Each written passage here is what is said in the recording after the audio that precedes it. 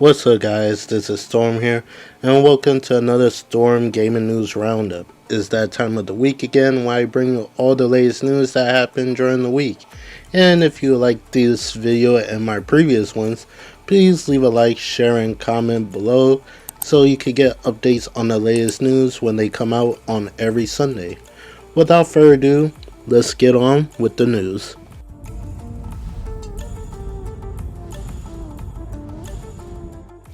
The first news I have is Capcom have announced a showcase that is happening on February 4th at 2 p.m. Pacific time. That will be a Tuesday. And the games that they're going to be showcasing are Onimusha Way of the Sword, Capcom's Fighting Collection 2, Marvel vs. Capcom Fighting Collection, and Monster Hunter Wilds. I think the biggest takeaway from this event that we're getting some news about Onimusha and the Way of the Sword, which is very interesting since that game ain't coming out till 2026. So the fact that we're getting some new information about it this so early of the start of 2025, it is really amazing, and I can't wait to see what they have to show us. I wonder will it be gameplay or probably just a breakdown of the overall story of this Onimusha reboot. Because I have a friend of mine, and we was talking about it, and we were wondering, is this the same character from the previous Onimusha game? Like, his outfit kind of make him feel like it's the same person, but at the same time, there's like no concrete information that it actually is him. So I'm curious, is this a new character altogether, or is it the same one and they just changed the character model? I guess we just have to wait and see when the event happens. I'm definitely going to be watching. Unfortunately, I won't be able to catch it live, but I will talk about it in the next Sunday video when that comes around.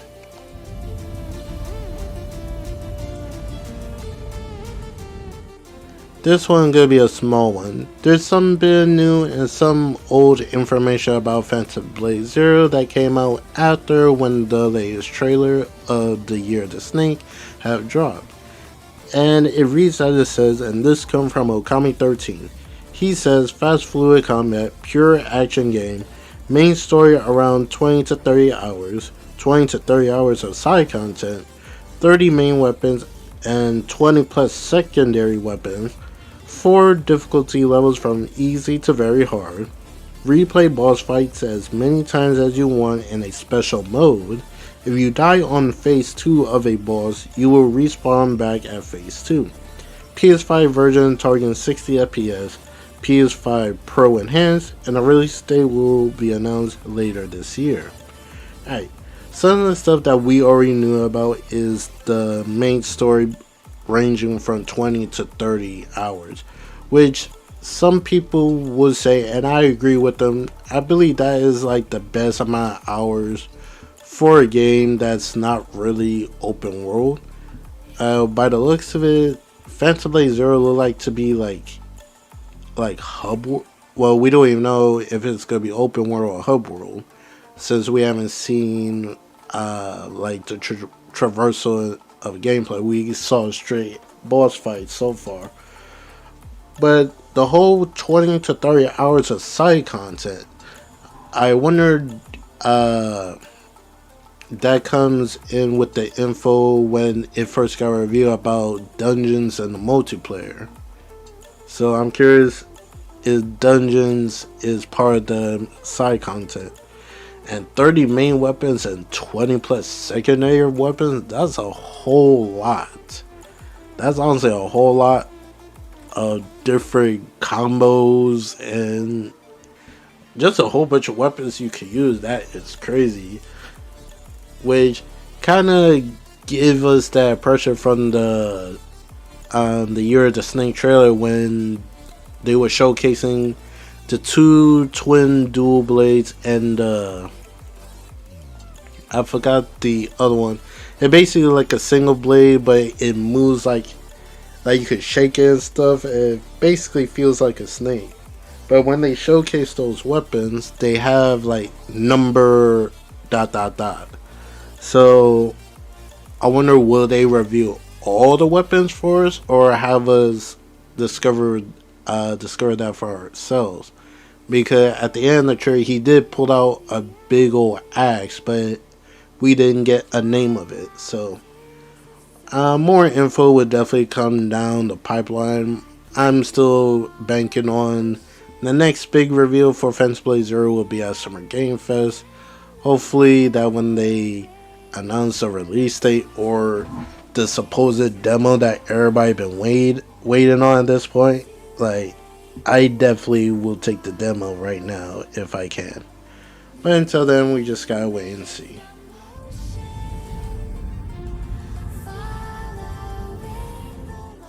I swear it doesn't end. We got more layoffs in the gaming industry. This comes from Shinobi. He said Phoenix Labs, the creator of Dauntless, has laid off a majority of the studio. Ubisoft has laid off 885 developers as it closes Leamington Studio, downsizes Ubisoft Reflections, and others. Like, Jesus Christ. I never seen so many layoffs in a short amount of time like this, because this is just beyond crazy at this point. Like, I don't personally see it's gonna end anytime soon, but it is crazy. Like, I don't even know what is the main factor that caused all of this. Like, I know like Maz Studios will do a whole bunch of job openings because of the whole pandemic situation that happened. But I guess now the pandemic is over and stuff. They don't need those extra hands, and they're probably just losing a whole bunch of money on games that they create that they're not making back and all that, so they don't need the extra hands. It is it's not gonna end anytime soon, unfortunately. And yeah, I do feel bad for the people who lost their jobs, because you never know, it could be like one of the persons that had to relocate to work at that said job, but now they lost it. Hopefully those developers could find work somewhere else that they will be better taken care of.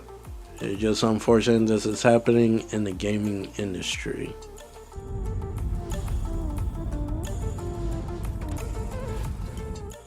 The studio head of Arrowhead and of Helldivers 2 development has announced that he'd be taking a small vacation to spend time with family. But he said on his return, Arrowhead will begin development of their next game. Now, what possibly could their next game be? Could it be possibly Helldivers 3, or a new sci-fi game, or a new genre altogether? The possibilities are endless what Arrowhead could come up with, and judging how well Helldivers 2 was received, I think the next one could be a very big hit for the studio, and potentially what could it be? I don't believe they'll move away from the third person shooter aspect. I think it just come down to what kind of genre, well, not really genre, but would it be sci-fi, modern,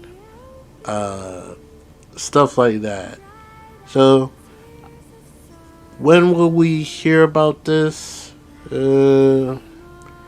I say at least we'll start hearing about it in 2026, but when it could potentially release, that's way down the line. So we just gotta wait and see what Arrowhead has cooking for us.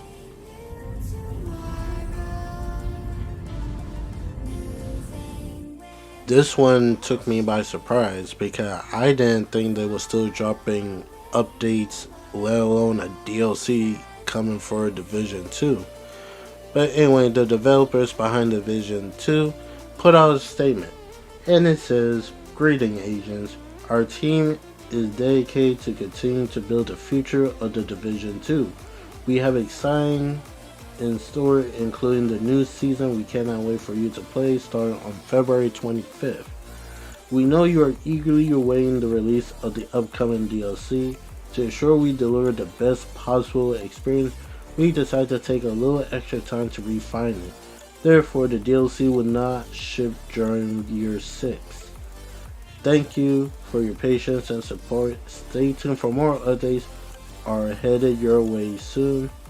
Sincerely, the Division 2 team. So, they're gonna take some time to polish up the DLC. I don't recall it was good. It had a definitive release date, but of course I'm not really keeping up to date with the Division community when it comes to stuff like that. I played Division 1 and 2. I finished Division 1. Division 2, I couldn't really get into it. I just lost interest in it personally. But for those who are still playing Division 2, you're going to get a new update coming out on the 25th of this month. And you just got to wait a little bit longer for the DLC. I could probably say the DLC is going to come out probably in the fall, probably late summer. So hopefully the wait won't be too long. But yeah, still nice. It's good to see that Division 2 is still going on. I'm literally shocked that it's still getting content after all this time. I haven't heard anything about Division 2 in a long time, which is very interesting. But we'll see what happens when that update drops and when they'll give out like a definitive time frame of the DLC to drop.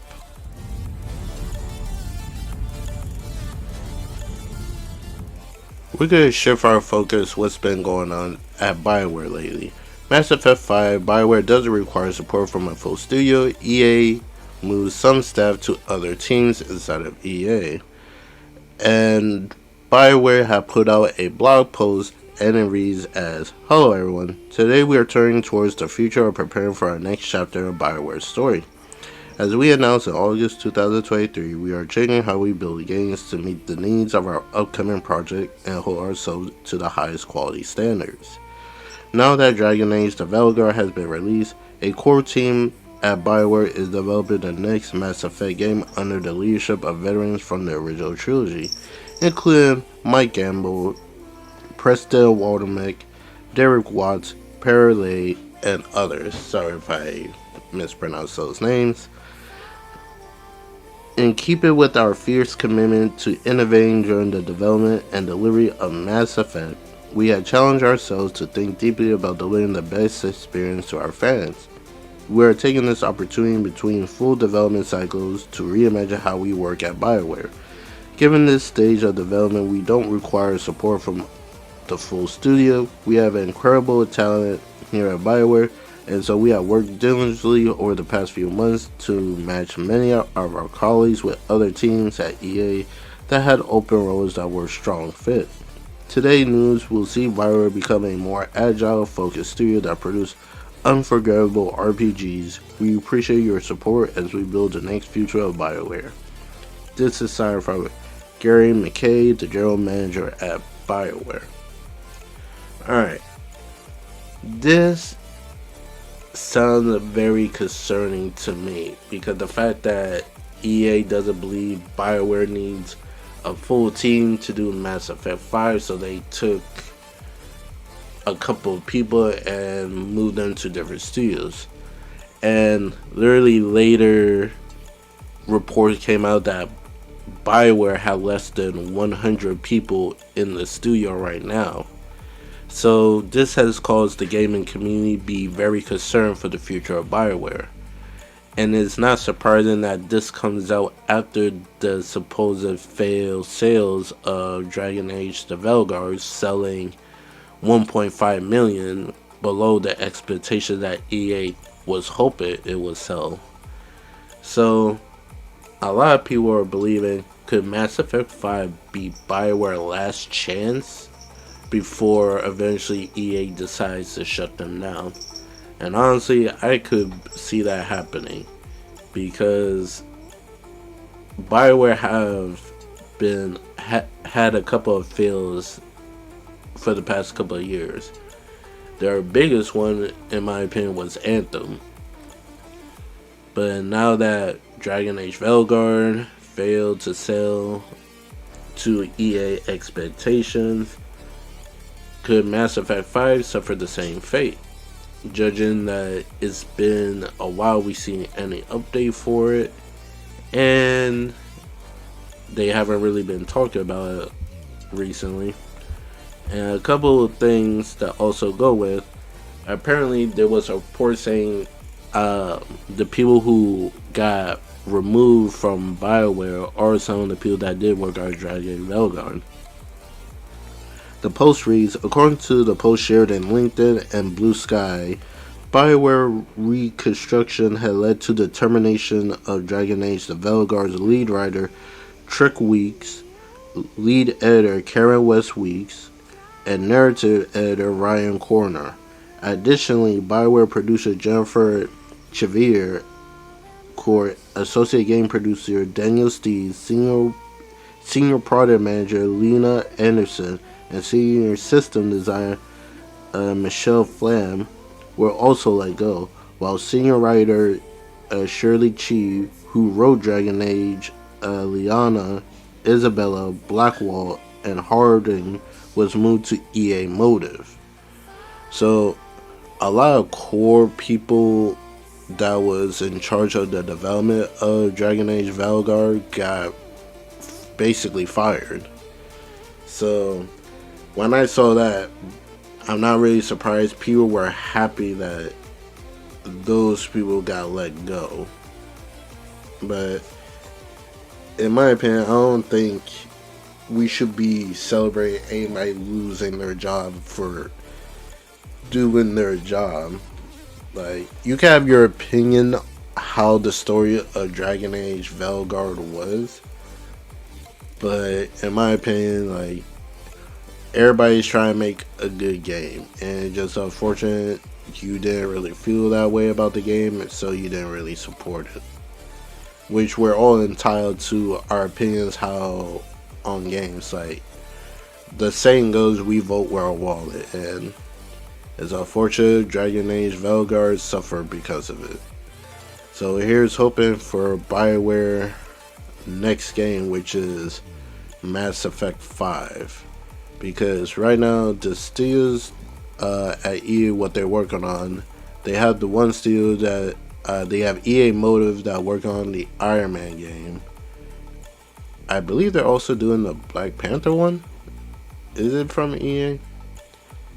Well, some studio work on the Black Panther. I can't remember if it's EA, one of EA studios that doing it. And also they're gearing up to start. They're gearing up for the big playtest when they get the next Battlefield together, so they could avoid what happened to their last Battlefield game. So, good luck to Bioware because they are not looking good right now.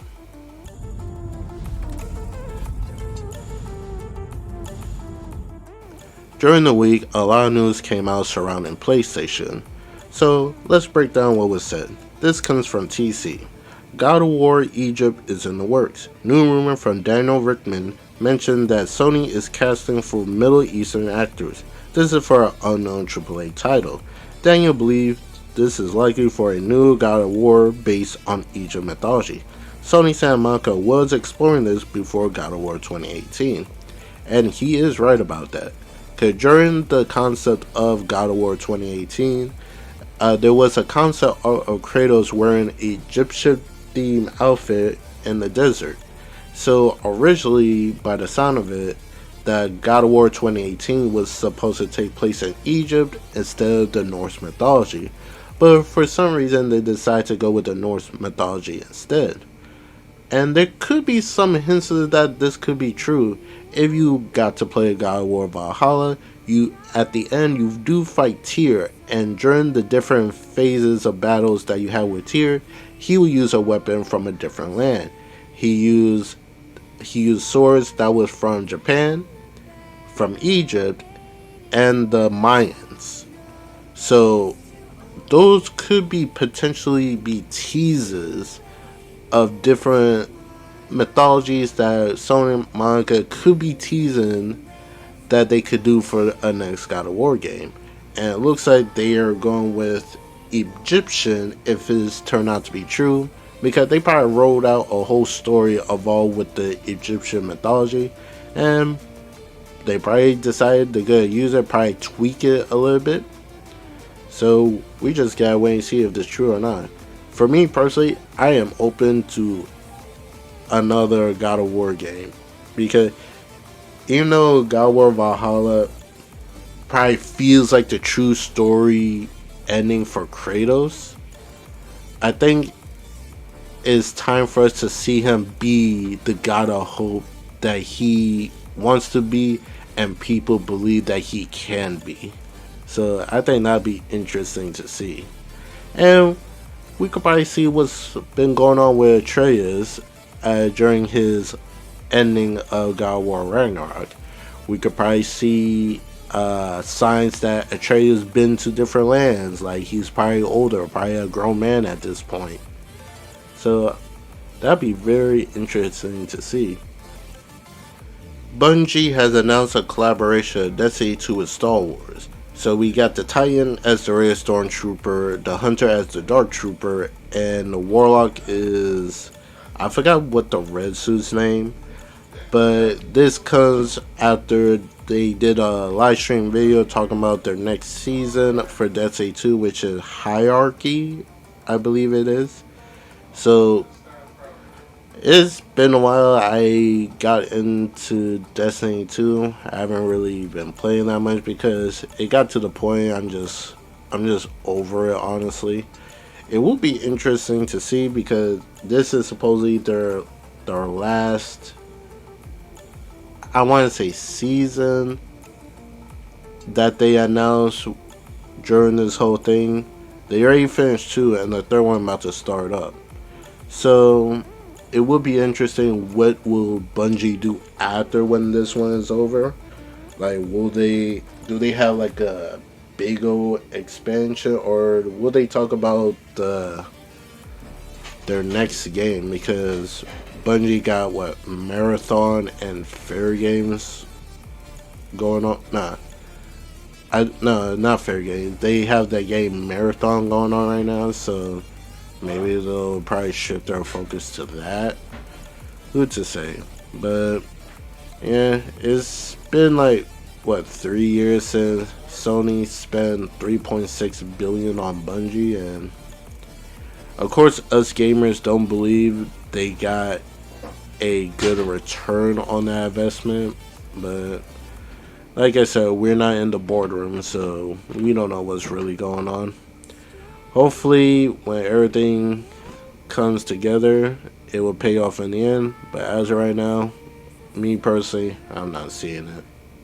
The month of February, PlayStation Plus games got announced, and it is Payday 3, High on Life, Pac-Man World Repack. So it's not a good and not a bad one, I guess. Like, I never played any of these 3 games, so technically they will benefit from me who never played them. But for some others who has them and stuff, it's nothing new. If you had the game already, this could be like a whatever month of games for you. But speaking about PlayStation Plus, Sony had put out a blog talking about the future changes for the PlayStation Plus games that be coming out for the month starting in 2026 in January. And this is what they had to say. This comes from TC. Sony has announced that they are shifting away offering new PS4 games. Starting in January 2026, Sony will be putting more PS5 games on the service. Some of these games could have PS4 versions, and occasionally they'll offer PS4 games. The focus is PS5 games. This will not affect your current PS4 games that have been redeemed on the surface. But the blog goes more into detail. It says, As many of our players are currently playing on PS5, it has shifted towards redeeming and accessing PS5 titles from the monthly games and game catalog benefit. PlayStation Plus is also evolving with this trend and will focus on offering PS5 titles through the monthly games and game catalog benefit starting January 2026. As we shift to PS5, PS4 games will no longer be a key benefit and will only be occasionally offered to PlayStation Plus monthly games and game catalogs starting January 2026. We may still provide titles that can be playable on both PS4 and PS5 consoles after this date. Please note, this will not affect the PS4 monthly games that you have already redeemed the PlayStation Plus. You could continue to have access to those games already redeemed as long as you remain a member. For game catalog, PS4 will also still be available to play until it leaves the catalog as part of our monthly refresh. We will continue to evolve the experience of PlayStation Plus and optimize the benefits you receive, including exclusive discounts and online multiplayer access, online games, save storage, and more as we shift our focus to PS5. We look forward to adding new PlayStation Plus titles for you to enjoy. So, with that in mind, it looks like we're finally shifting completely towards the PS5 and the PS4 generation is coming to an end. Well, when it comes to PlayStation, because now they're going to be shifting focus on putting PS5 titles in their PlayStation Plus game service instead of like PS4 game. But they did say they still will put games that are PS4 and PS5. So, for example, God of War Ragnarok, Horizon Forbidden West, GT7, or some other third-party game that still will be launching on PS4, PS5. So, with that being said, starting January 2026, the PS4 generation is officially coming to an end. The PS4 had a long running from 2013 to 2026. So literally they had almost a 13, wait, has it been 13 years? Yeah, 13 years cycle, which is wow. So for those people who still game on PS4, they might switch over to the PS5 at some point. We just gotta wait and see. It basically just comes down to they're just weighing what the PS5 has to offer.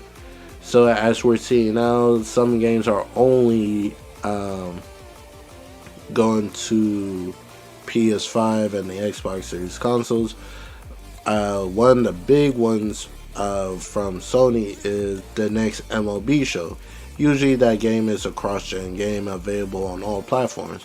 But now the new one is set to come out and it's only released on PS5, Xbox Series X, and Switch 2. Well, the Nintendo Switch.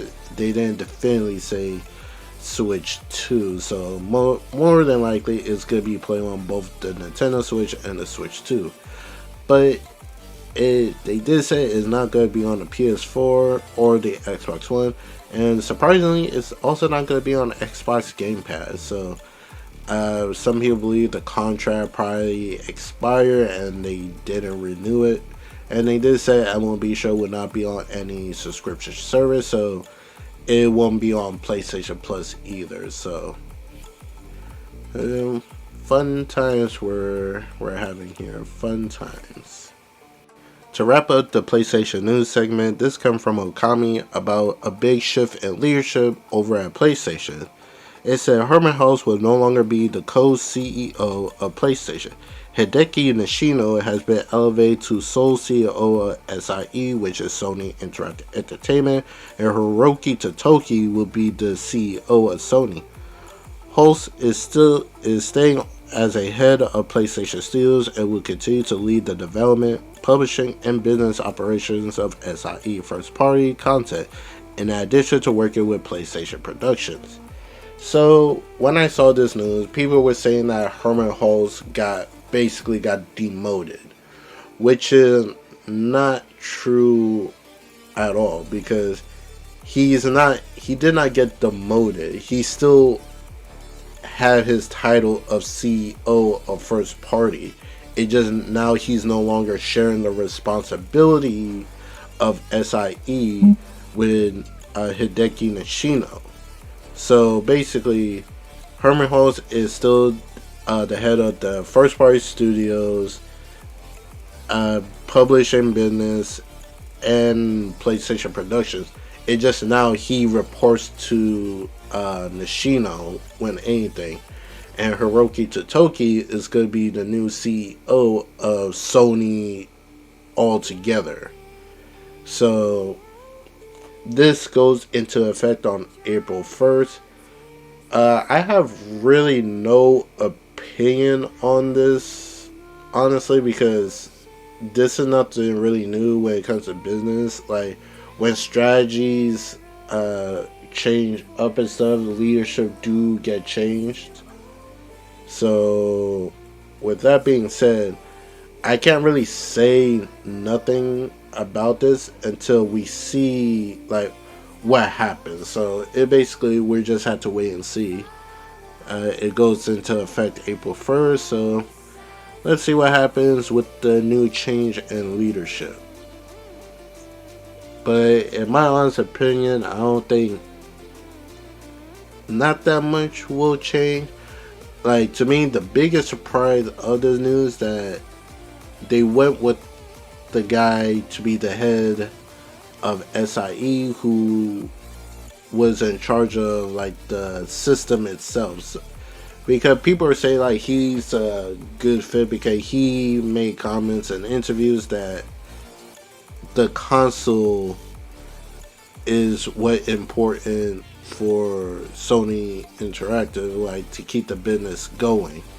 Like he wants to put more focus on their console than anything else. So people believe that he believes that the console is the most important thing, that the PS5, the PlayStation console is going to be taking priority of anything else. So like the whole thing with like the PC game, PS5 games to PC, like down the line and stuff.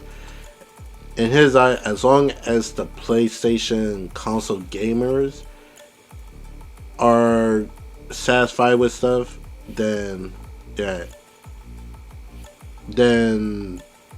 PC will probably get some benefit. But to him, the main focal point will always be the console, which is kind of interesting. Can't wait to see what he'll do.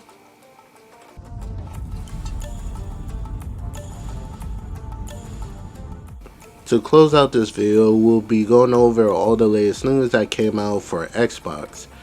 During the week, Phil Spencer had went on multiple interviews with different video game journalists to talk about what's been going on, what's his future plans, and just with Xbox in general.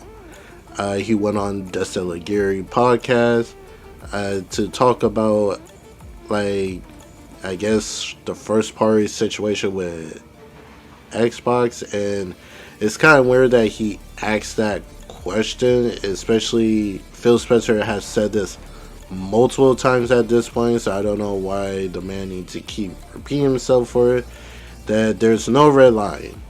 Like, you're going to see Xbox games on different platforms, so if him saying that wasn't enough convincing for you, I honestly don't know what else this man needs to say to convince you like Xbox games gonna be on other platforms. So it is what it is. But one thing in the interview he talked about, it was somebody asked him a question about the parity clause when it comes to the Xbox Series S and the Series X, and this what he had to say on that. This comes from Shinobi. Xbox Series S parity requirement is staying, says Phil Spencer. He says, I think about it in almost exactly the opposite way right now. When we look at something like Steam Deck or the Rogue Ally or something, we got this S version of games. that are more tailored to the device specs of a lot of devices that frankly are getting introduced right now, and I think that helps us. The scalability of engines today allow games to scale from ray trace enabled multi-thousand-dollar graphics on desktop PCs all the way through to a handheld, battery powered device. So for me, Xbox Series S has been helpful in our portfolio. He said playing Indiana Jones on the S and it looks great. It's definitely capable of playing current generation games in a great way. And honestly, I have to agree and disagree.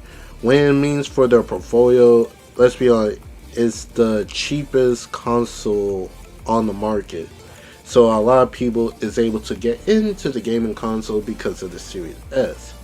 And it is their number one seller compared to the Series X, because during those times you couldn't really get a next gen console, and some people didn't really have the money to spend $500 on new hardware. So I could agree with him with that, but I can't disagree. But I don't agree with the whole playing current generation games. Some games have skipped Xbox for one thing or another. The biggest evidence of this is Black Myth Wukong, and the developer has said like it would take time for them to properly optimize it because of the Series S, the limited power of the Series S. And of course, we have seen games that run on Unreal Engine 5 do struggle to some extent. So, and then that, it's not just Black Myth Wukong. There's been multiple games before, so it can't really play current gen games. Well, at least not all of them. Like there could be like multiple reasons why a game could skip a console. It just through the years of this generation, starting from 2020, we seen developers have speak up against the whole Xbox Series S. It's nothing new. We've seen these conversations before. Even the whole thing with Baldur's Gate 3, like the game was not gonna come out on the Xbox until they was able to figure out the whole I think it was the split screen function. It was split screen or something evolving with the Xbox Series S. But until Xbox removed the parity clause for them, that the game was able to come out for the Xbox. And not too long ago, they have announced that they are able to do the whole split screen thing for Baldur's Gate 3 for the Series S. And I just saw some people say, like, see, this is a W, but how can it be a W if you had to wait a whole year and a half to get this function? So it kind of paints the picture that the developers of Black Myth Wukong was in line that it would take more extra time to optimize when it comes to the Xbox Series S. And I could see them using the specs of the Series X to work on their rumored well, I don't think it's a rumor at this point about their Xbox handheld. So I can see their handheld be made based off the information they got from the Series S. But we'll see what happens with that further down the line. One thing that did to me by surprise, even though Phil Spencer has said their games will be coming to PlayStation, I never expect one of the big three be coming to PlayStation, especially so soon. As you saw, Xbox Horizon 5 is coming soon to the PlayStation 5 sometime in spring. The developers have said we are excited to see the Forza Horizon 5 community grow with new players on PS5. We can't wait to see the creativity, the skill these new creator builders and racers will bring to our vibrant community. So you could only imagine on social media what's being said and stuff. I seen some people like just crack your jokes at the Xbox fan base is nothing new. It's the is the console wars and stuff. But it's kind of funny. A certain group is going from console warring to publisher warring. So you can already tell how this news change up their perspective real quick. Like I never expect, even though it was heavily rumored that Forza will be coming to PlayStation. Like if you would have told me when the PS3 generation was starting, and you would have told me like, watch, Halo, Gears, and Forza will be coming to the PlayStation console, I would have laughed in your. I would be like, "There's no way," because we need competition with these exclusives, because exclusives is what define the console. But seeing it now, it just utter disbelief. Like, yeah, you could say that Microsoft will make money off of doing this, but the thing is, like, I would not sacrifice my console just to make some money, in my opinion. But I'm not a business person, so if Microsoft believe this is the right path for them to take, who am I to say? I'm just hoping, with this going on right now, I'm just hoping PlayStation just stay true what they always do and not become complacent with the lack of competition. And also, they don't follow in Microsoft footsteps when it comes to this, because your console is your when it comes to PlayStation, the console is their identity. Nobody don't care about their music, movies, all that jazz. It's the console that define them. And of course, you could say Microsoft is a trillion billion dollar company. Technically, they don't really need the console. Yeah, yeah, and that could be true. But the thing is, like, all this money investment they've been doing, like spending 80 billion, basically spending almost $100 billion on Blizzard, Activision, and